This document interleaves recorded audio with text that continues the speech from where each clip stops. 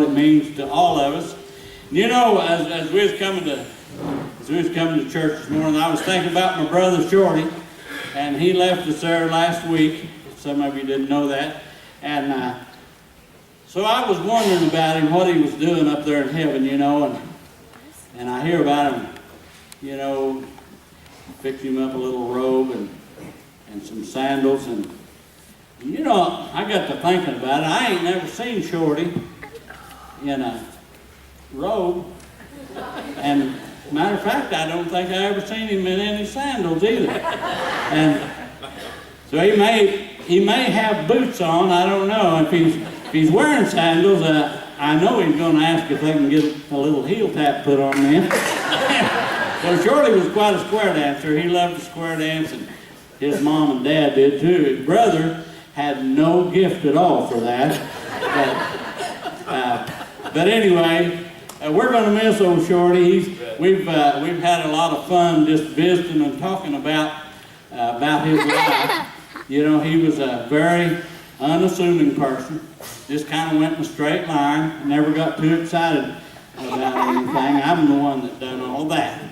And so anyway, we had this gathering the other night, and we didn't send out no invitations, and so we were wondering how to plan for that, and we were going to have it in here, and Charlie was going to help us out with the food on that thing, and he said, "Do you think there'll be 200 people there?" And I said, "Maybe, you know, let's be prepared for that." And I tell you, that evening when they started pouring in here, it just didn't stop. It just come and come and come and filled this place up. And it was just an amazing time, and a good time was had by all. We just had a great time. Thinking about Shorty, everybody's got a Shorty story, and he's earned every one of them, I'll tell you for sure. Anyway, we won't get to telling Shorty stories every service, but I might spill one out once in a while. Because I tell you what, when we were growing up together, he stroked more rocks than me, and really most of them I didn't have coming. I'm sure that it's going to be that. Let's turn in our hymnal to number 8, Because He Lives.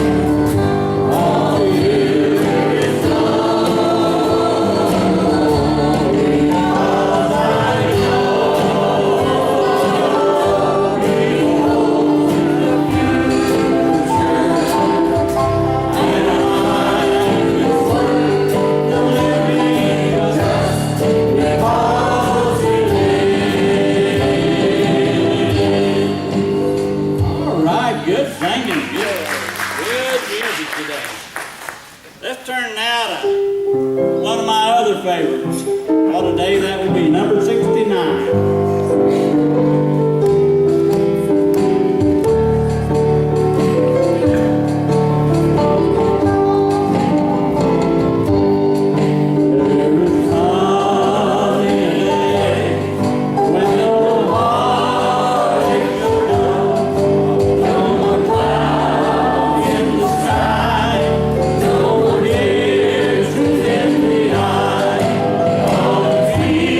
Forevermore.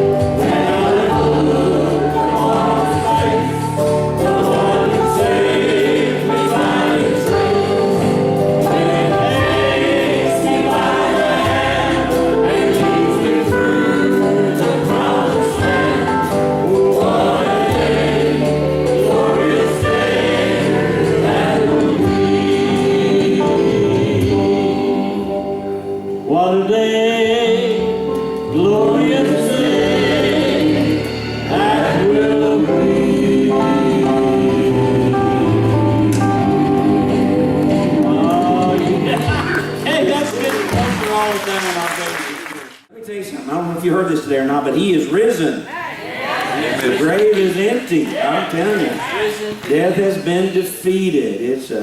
We're here celebrating the biggest day in the life of Christians in the church. I'll tell you, this is wonderful. On Sunday morning, several women went from Jerusalem out to the tomb because they wanted to take care of the body of Jesus. And you say, why did they wait another day? Well, they've been going through one of their biggest celebrations of the year in Jewish life, and that would be the Passover. And they just gone through Passover, which is preparation day on Thursday. And Friday was an extra long Sabbath, a double Sabbath day. And then Sunday morning, they went to the tomb because Jesus had been crucified, and they wanted to. It's not embalmed, but it wasn't mummified, but it was some sort of a traditional body preparation that involved a lot of spices and things that they used in the body to care for it. But anyway, they went out there, and the tomb was empty. Jesus was not there. The stone had been rolled away, and so they were confused. They really didn't understand, and they really didn't get it for a while. They were like, what's going on? You know, we've lost Jesus, our friend and our Savior and our hope, and now somebody's stolen his body or whatever. So they were pretty stressed out and pretty upset.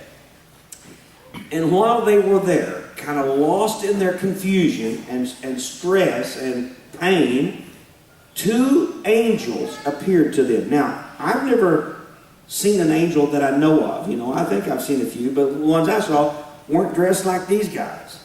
If you read here in a minute, we're going to see they were bright and had clothes that shine, and it says like lightning. Hello. I mean, woo.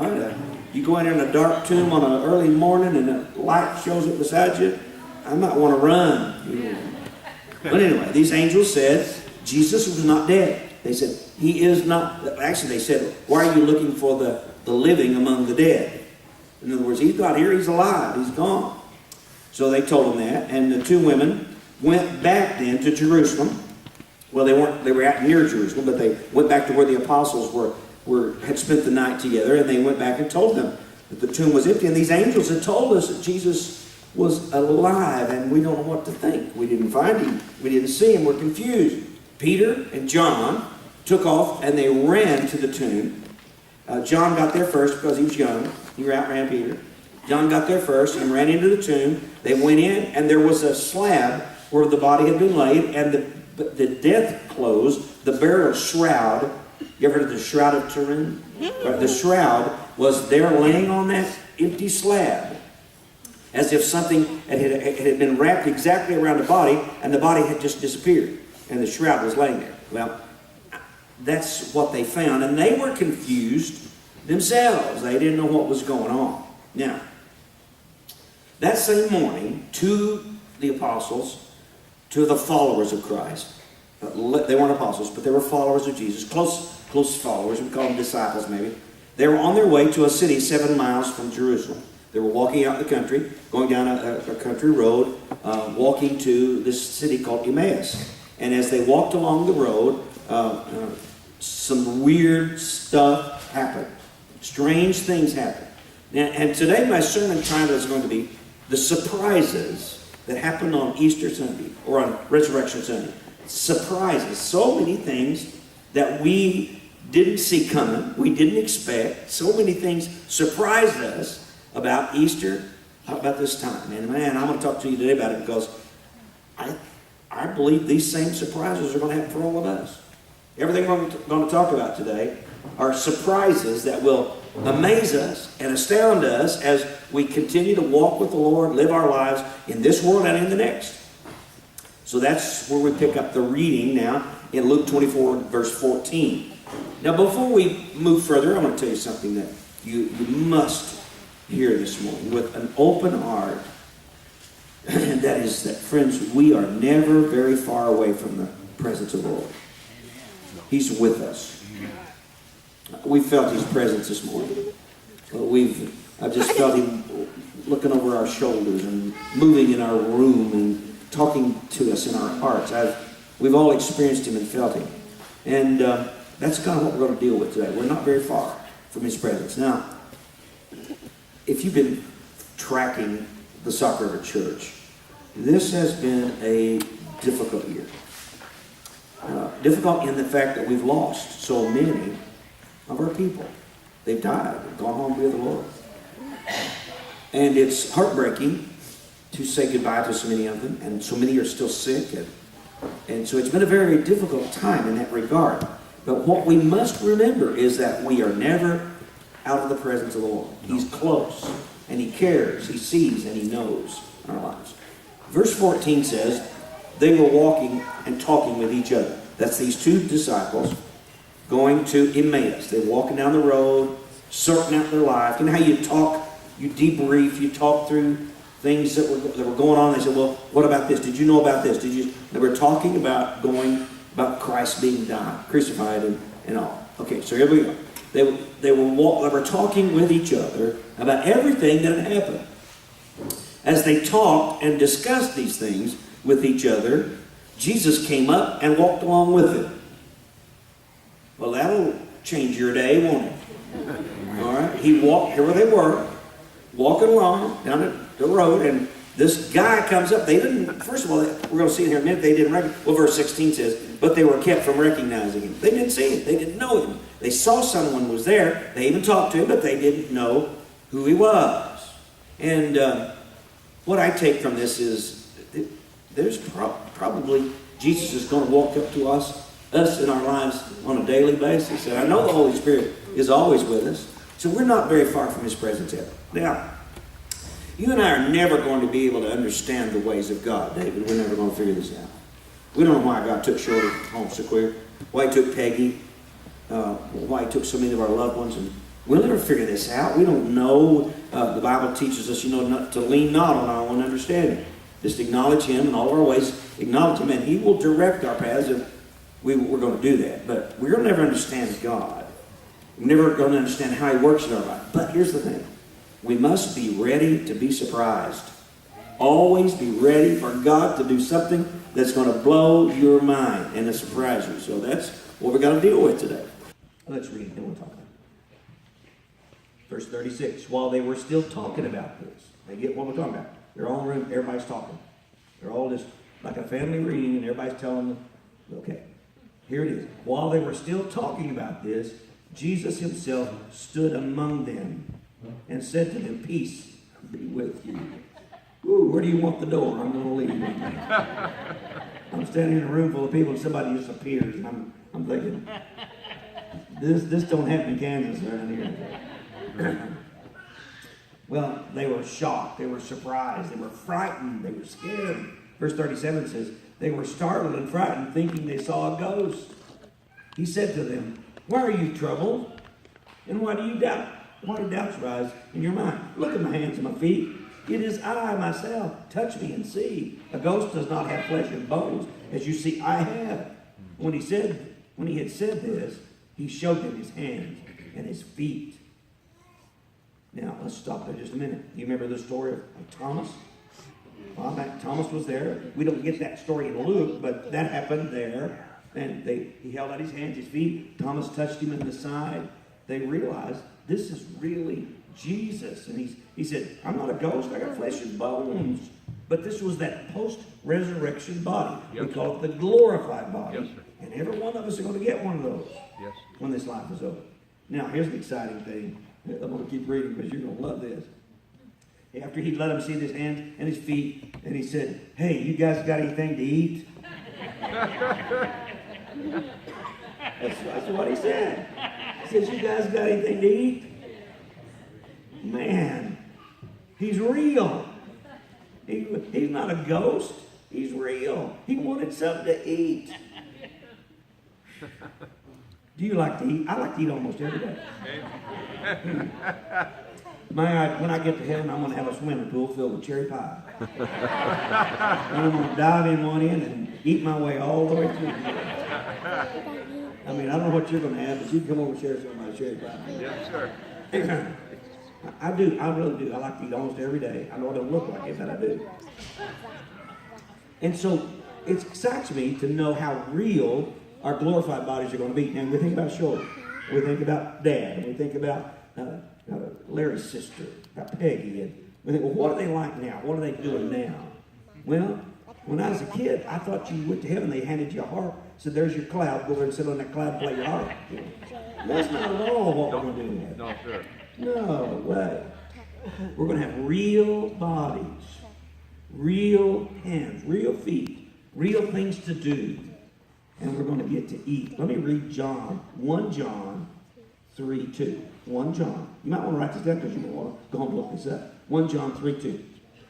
Beloved, we are now children of God, and what we will be has not yet been revealed. There it is. We know that when Christ appears, we will be like him, for we shall see him as he is. Whenever Jesus appears and we get our new bodies, our glorified bodies, and our loved ones have gone, they've already got theirs. They're going to be like Jesus' body. Now, folks, do you realize he appeared in the middle of that room with those disciples all there, and he didn't walk through a door or through a window? He just appeared in the room with them. Our bodies now are tied to the space-time continuum. We are an electromagnetic scientific scenario where there's solidness. Everything seems solid to us. But it's not, that scientists tell us it's not as solid as you would think. And when we get our glorified bodies, we will not be subjected to the laws of this world. That's right. To the space-time continuum. We will be able to move where we want to go, forward and backward in time. We'll be able to appear where we want to appear. We will not be limited. We won't have to get in a spaceship to go to another planet. We can just go there.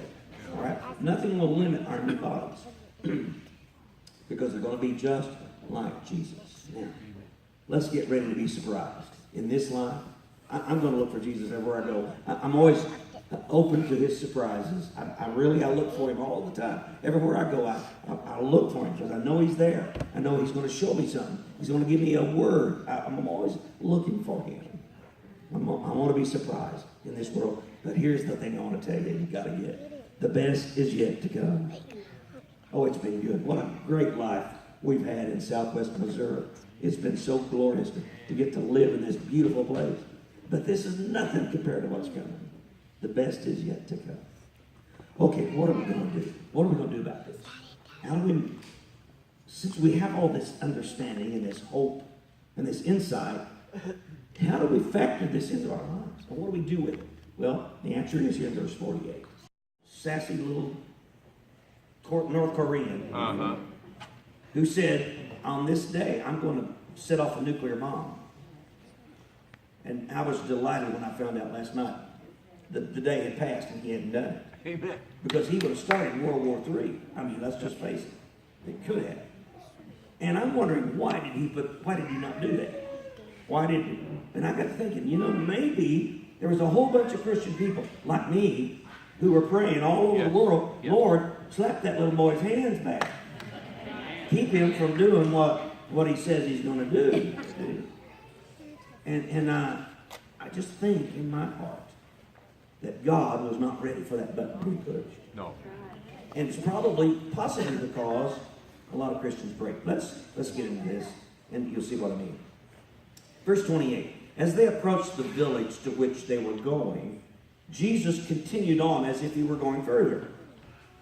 But they urged him strongly, stay with us, for it is nearly evening. The day is almost over. Now here it is. So he went in to stay with them. Now do you know what I'm saying here? Jesus was going to go on past Emmaus. We don't know what he had planned to do. But he had something he was going to do. He was going to walk on. The two boys turned into Emmaus, to the town. He was going to walk on. They said, no, don't walk on. So they pleaded with him earnestly. And what happened? So he turned around and went in with them. He changed his mind. Wow. Because they prayed. Because they asked. He changed his plan, as it were. One of the most surprising things that we found in the Bible is that God will, at times, change his mind. That's right. We must learn that our prayer is powerful. That we don't pray enough. We don't pray hopeful enough. We have tremendous influence with the heavenlies. And when we pray in accordance with God's will, saying, nevertheless, thy will be done, but you know what I'm saying, praying in faith, we can expect that we will see things change in our world. You got situations that are desperate, they're hopeless and dead-ended. Well, begin to pray. Say, Lord, make a way. Open the door. Fix this. And you never know what God will do. We just need to pray more. The third surprise that we find as we walk through life is that most often in my life, in my most common activity, when I'm doing the day-to-day, feeding the cattle, working in the garden, just doing my life, in my most common activities is when I will find the presence of the Lord. It's not when I'm trying to be religious or whatever, or spiritual, or, it's when I'm just normal life living that Jesus will show himself to me. That's right. And I think he does that to everyone. Let's see this happen here in verse 30. Now we're in Emmaus. We're sitting at the table with the two disciples, with Jesus, and we don't know who else, but they're at the table. When he was at the table with them, he took bread, gave thanks, broke it, and began to give it to them. Then their eyes were open and they recognized him. And he disappeared from their sight. Did you get that? Mm-hmm. They just recognized who he was, and poof, he was gone. Now, folks, I don't know about you, but that'll set you free right there. That's right. You're sitting there having supper with somebody, and he just hands you a sandwich or something, or a piece of bread, and then he disappears. You're thinking, okay, what just happened here? Okay, verse 32. So they asked each other, were not our hearts burning within us while he talked with us on the road, and he opened the scriptures to us? Then they got up and returned at once to Jerusalem. There they found the 11 and those with them assembled together and saying, it is true, the Lord is risen, he has appeared to Simon, Peter. And then the two told what had happened on the way and how Jesus was recognized by them when he broke the bread. Hallelujah.